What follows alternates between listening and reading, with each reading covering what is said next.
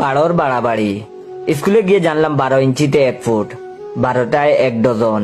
তারপর জানলাম 12 মাসে 1 বছর, আবার 12 বছরে নাকি 1 যুগ, 12 ঘন্টা দিন, আবার 12 ঘন্টা রাত। এদিকে আবার 12টা রশি, 12টা লগ্ন। 10 বা 15 হলে কোন মহাভারত অশুদ্ধ হতো কে জানে। 12 ক্লাস পাশ না করলে ইউনিভার্সিটিতে পড়া যায় না। 12টা বাজা মানে নাকি খারাপ হয়ে যাওয়া।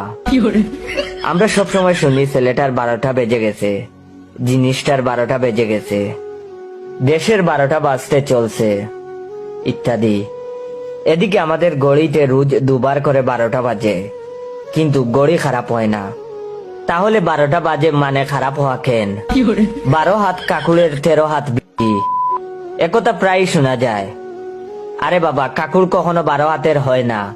তাহলে 1 হাত কাকুরের 2 হাত বিচি বললে তো দিব্যি চলে যেত। 12 হাতে নিয়ে যাবার কি দরকার ছিল? এটা কি বাড়াবাড়ি নয়?